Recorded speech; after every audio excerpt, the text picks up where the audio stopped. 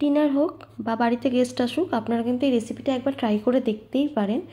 Trust me, রেসিপিটা কিন্তু দারুণ হয়। এটা হচ্ছে চিকেন পরোটা। এটার জন্য প্রথমেই আপনাকে কড়াতে রিফাইন্ড অয়েল দিয়ে তাতে কুচনো পেঁয়াজ আর কাঁচা লঙ্কা একসাথে ভেজে নিতে হবে।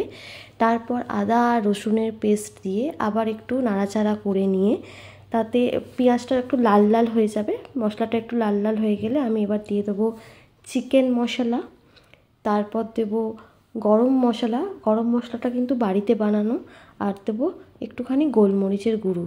দেওয়ার পর আমি একটু টেস্টের জন্য দেবো মিষ্টি। মিষ্টির জন্য আমি ইউজ করবো জ্যাগরি পাউডার, আপনারা চাইলে চিনি ইউজ করতে পারেন। সবকটা মশলাকে আমি খুব ভালো করে নাড়াচাড়া করে নেব।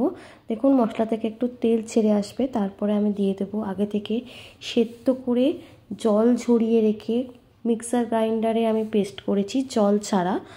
সেই পেস্ট করা চিকেনটাকে আমি মশলার সাথে ভালো করে মিশিয়ে নেব এবং স্বাদ মতন লবণ দিয়ে দেবো।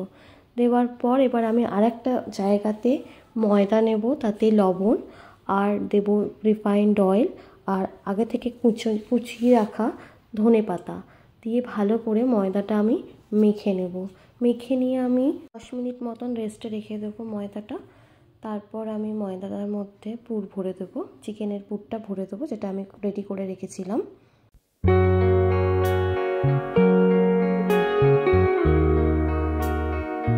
দেখুন এখানে ক্যামেরাটা আমার মেয়ে ধরেছিল, তাই ও ঠিকভাবে ধরতে পারিনি, তাই ঠিকভাবে বোঝা যাচ্ছে না এই ভিডিওটাতে আমি কিভাবে পুরটা ভরছি।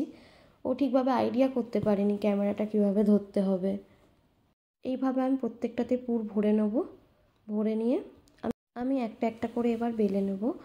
খুব ভালো করে হালকা হাতে বেলতে হবে, খুব বেশি চাপ দিলে হবে না, কারণ ভেতরে পুর ভর্তি থাকায় খুব বেশি চাপ দিয়ে বেললে পুরটা বেরিয়ে আসতে পারে।